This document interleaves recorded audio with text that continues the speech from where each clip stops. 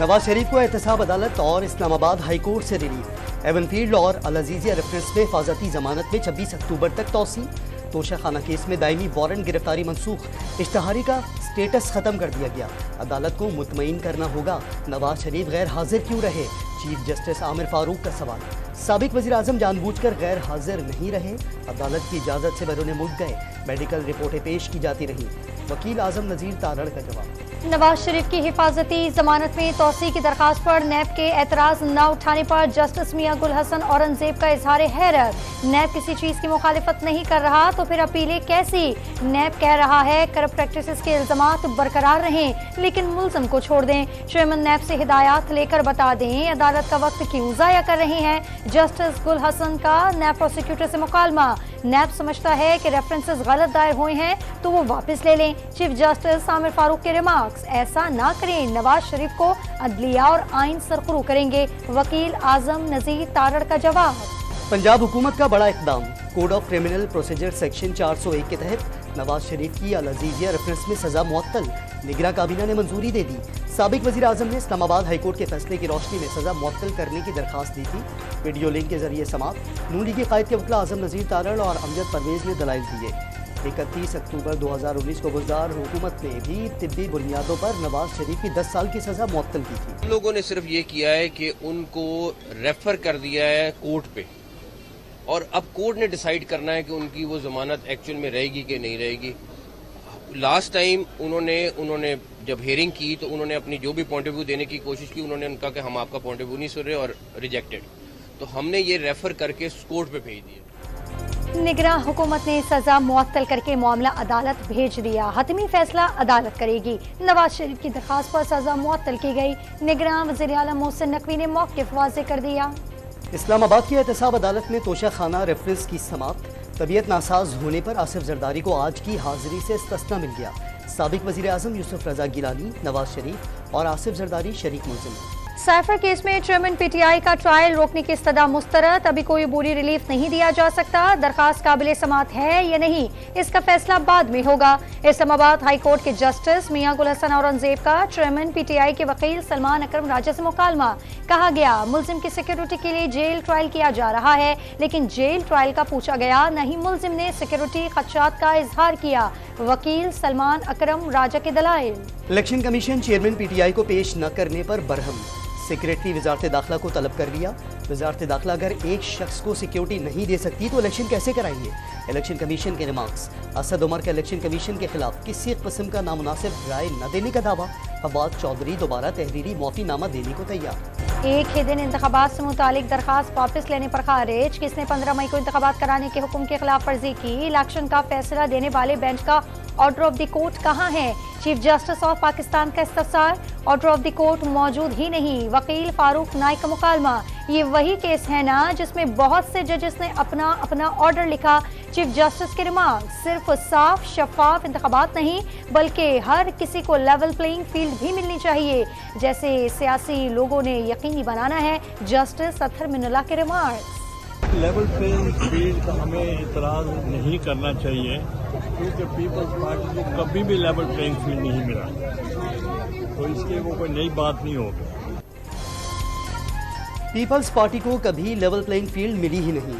यूसुफ रज़ा गिलानी का दावा, आइंदा हुकूमत किसकी बनेगी फैसला अवाम करेंगे। पीटीआई से मुतालिक फैसला अदालत में होगा। साबिक वज़ीर आज़म का मौक़िफ़। अल्लाह भी है, मियाँ साहब नजर आता है।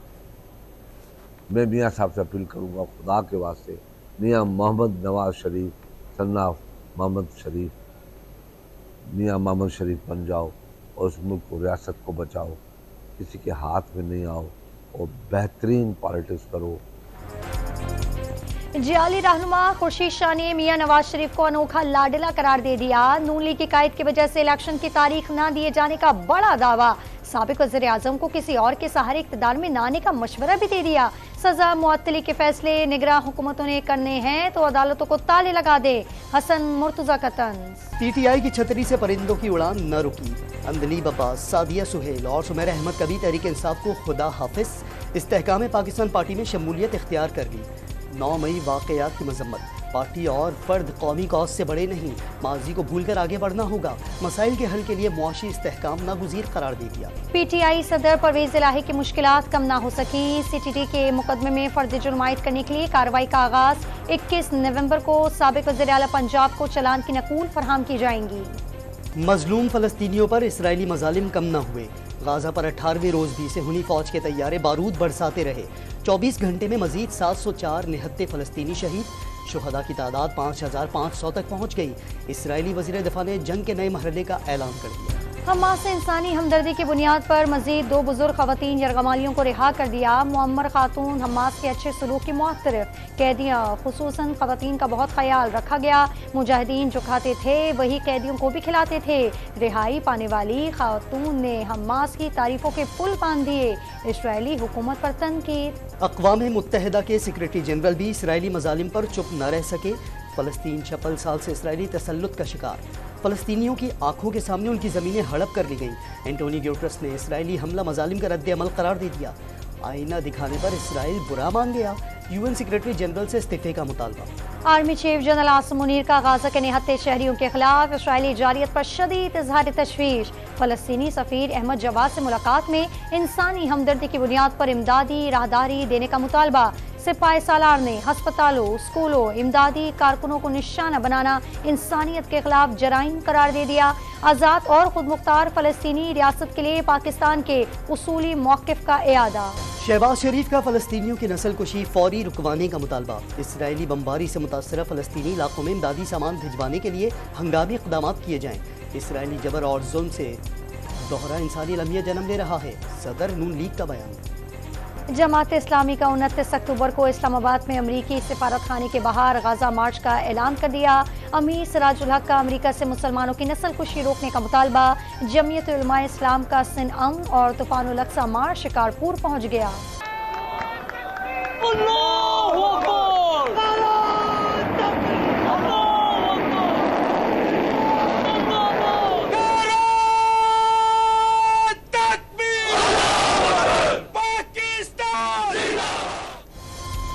پاکستان کا غوری ویپن سسٹم کا تجربے کا مقصد آرمی اسٹریٹجک فورسز کمانڈ کی آپریشنل اور تکنیکی تیاریوں کو جانچنا تھا۔ Commander army strategic force command, senior افسران، سائنسدانوں اور انجینئرز نے تجربے کا مشاہدہ کیا۔ صدر، نگراں وزیر اعظم، chairman joint chiefs of staff committee اور سروسز چیفز کی کامیاب تجربے پر مبارکباد۔ پاک افغان ترکھم بارڈر پر انتظامات مزید سخت کر دیے گئے، الیکٹرانک ویزا ویریفیکیشن سسٹم بھی نصب، سسٹم سے جعلی ویزوں کی روک تھام اور غیر متعلقہ افراد کے داخلے پر قابو پایا جا سکے گا۔ غیر قانونی طور پر یورپ جانے کی کوشش میں 65 پاکستانی تفتان سرحد پر گرفتار، ایرانی سیکورٹی فورسز نے تمام افراد کو پاکستانی حکام کے حوالے کر دیا۔ وزیر اعلیٰ سندھ کی زیر صدارت گھوٹکی میں نگراں کابینہ کا اجلاس، ڈی آئی جی لاڑکانہ کی کچے میں آپریشن پر بریفنگ، اغوا برائے تاوان کی وارداتیں روکنے کے لیے گینگ کا خاتمہ ترجیح قرار دے دیا۔